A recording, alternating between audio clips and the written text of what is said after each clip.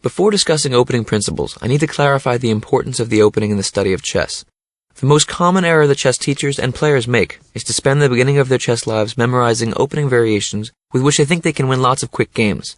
There is nothing more tempting than learning to win fast, but this is a terrible mistake. If you memorize variations, you may do well in the short run, but over time you'll falter because you're not learning the heart of chess. When I began my study of chess when I was 6 years old, my first teacher and I spent years studying the endgame. This may sound counterintuitive to some people, because I was working on positions I may never see again, but I promise you, this is the right way to go.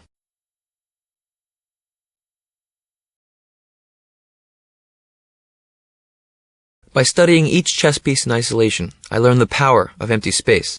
The chessboard possesses fascinating subtleties which emerge over time, and I learned the essence of the chess pieces because I studied them in positions of reduced complexity. What was important was that I was learning the principles which govern all chess positions. You may have noticed that this is the spirit of this academy. I'm teaching you ideas that are universal to your chess experience. Growing up, I was the highest-rated kid in the country from the age of 8 on, and all the other top players were always gunning for me. There was one coach in particular who ran the program at the school that was the main rival to Dalton, the school I attended from 3rd to 10th grade. This guy taught his students the openings beyond all else.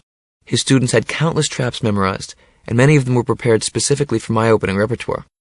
Playing against these kids was always dangerous because the beginning of the game was like walking through a minefield. I often came out of the opening down a pawn or two, but I never lost one national championship game to one of these kids. I might have been in a little trouble off the bat, but as the games progressed, I got stronger and they got weaker because I was moving towards my area of comfort, the endgame, and they were leaving their memorized openings.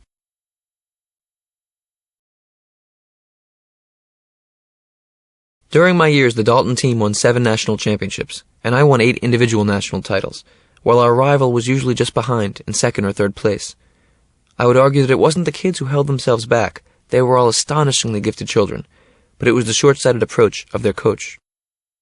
Perhaps the most important thing about beginning with the endgame and chess principles instead of memorization is that this way you enjoy the beauty of chess without being completely focused on winning. A key component on the road to mastery is to embrace the journey as opposed to fixating on results. That way you can deal with the inevitable ups and downs of competition without falling apart. The endgame is where you should focus the beginnings of your chess education, and I would recommend that soon after completing this course you turn your attention to my endgame lessons, in which I teach the essentials of this rich part of the game. Now, with that understanding, I would be remiss to ignore the openings altogether in this academy, because then you sit down to play your first chess games and have no idea what to do. I expect I then get some angry letters on my website. So what we're going to do is learn some principles of opening play. I'll teach you ideas that can be applied to virtually any situation you run up against, and this way you can feel confident no matter what your opponent throws at you. I want to emphasize that in this academy we are taking our first steps to thinking about chess like a master. We are not learning how to trick a beginner. Now to the principles of opening play. I always begin by moving my king pawn out, e4. Let's say your opponent doesn't get to move. This is how you should develop your pieces. Your next move should be d4. Now this is only, of course, if black hasn't made another central pawn move to challenge that square. So now your e-pawn and your d-pawn control this whole area of the board. This is very important. And also notice how your bishops are wide open. They can slice into the game. Your queen is open. Your knights can come out. Having your pawns on e4 and d4 gives you an excellent central control. Next, I would develop my knight to f3. There's a saying in opening play, knights before bishops. So in many opening positions, you'll have a choice. You can bring out either your knight or your bishop. In those situations, usually you bring out your knight first. So knight f3. Next, you might play bishop c4. This opens up your king to be able to castle to the king's side. Notice all the pieces are moving towards the center of the board. I'm not playing moves like knight h3. I'm playing moves like knight f3, controlling the middle. Now I might castle. My king is nice and safe. The f2, g2, and h2 pawns are in front of my king, guarding him. Very, very safe.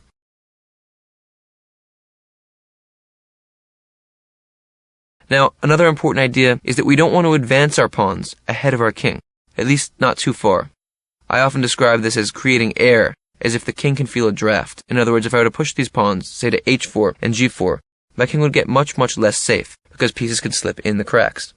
So here my king is very safe. I have my knight out, my bishop out. Now I might bring my other knight into the game, knight c3. And now my other bishop could come out, either to e3 or f4.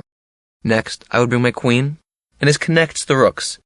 This is a saying in development in chess, connect your rooks. If I have all my minor pieces out and my queen, and I castle, my rooks are connected.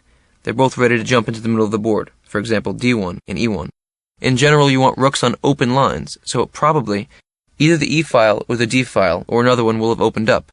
You want to put your rook on the open file, so if the b pawn weren't there, this rook would belong on b1. If the c pawn weren't there, the rook would belong on c1. You want your rooks on open files. This is the classical developmental scheme. But of course, your opponent gets to move too. Now notice how when I developed all my pieces, I never moved one piece twice. This is another principle of opening play. Move each piece once. You don't want to move a piece too many times. For example, I brought my knight to f3, my bishop to c4, my other knight to c3, my bishop to f4. I castled. My queen came to d2. Each piece has moved only once, and consequently, I've developed all of my pieces. If I had moved my light-squared bishop to c4, or to b5, to a4, to b3, and then back to c4 again, then none of my other pieces would have been developed. A lot of people make this mistake. They focus on one piece and move it over and over and over. Don't do that in chess. So let's review the principles we've talked about so far. First, we control the center, moves like e4 and d4. Knights before bishops. You develop your kingside knight out to f3. Usually you'll develop the pieces on the side you want to castle first. Obviously, then your king can jump into safety whenever it needs to. Next move, bishop c4. Into the center. You can castle away. King safety. Then you can bring your other pieces into the game, trying not to move one piece too many times. Then you can bring your queen into the middle. Now this brings up a really important idea. Don't bring out your queen too early. Some of you probably remember that from the movie, Searching for Bobby Fischer. I used to make that mistake. When I was a little boy, I used to bring out my queen too early. It's very tempting because she's your most powerful piece, so you want to bring her to the game fast. Let me show you why it's a mistake. Let's say you're playing white. You play e4. Your opponent plays d5. And you take the pawn. Now, of course, you don't want to play a move like knight f3 there, because then they could take your e4 pawn. There's no room for mechanical thinking in chess. They play d5, and you take it. E takes d5, black responds, queen takes d5. Now, the black queen has come into the game too fast. Now you want to develop your pieces while attacking the queen. Chase the queen all over the board. Say you play knight c3. The knight comes into the game, and the queen has to move. Let's say queen g5. Now you can bring another piece into the game and chase the queen. Knight f3. So now, white has two minor pieces into the game, and black's queen is running all over the place. Let's say he plays queen h6. Now stick to the principles. You can take control of the center and prepare more development. d4, opening up a discovered attack from the bishop on c1 onto the queen on h6. Let's say black plays queen f6. Now you want to keep the same thing going. You want to bring another minor piece into the game with tempo. Bishop g5. You see how all of white's pieces are coming into the game and the black queen is just being chased all over the place? After bishop g5, let's say black plays queen f5. Now, what would you do here? Bishop d3. Another strong developmental move, attacking the queen. Black will run away again. Queen g4. Now black's attacking our g2 pawn. He has a threat, but that's not a problem. We can simply castle. Take a look at this position. You wouldn't believe how often something like this occurs. Black's queen has been running all over the place. White's developed both knights, both bishops, a strong pawn in the center, and white castled the king to safety. White has a huge advantage here because he developed with principle, while black brought out the queen too early and moved the same piece too many times. So you can see how black's problems were all based on not following the principles, and all of white's moves, which were very, very good, were based on following the principles. This is how you should think about chess, and this is a great way to approach the opening.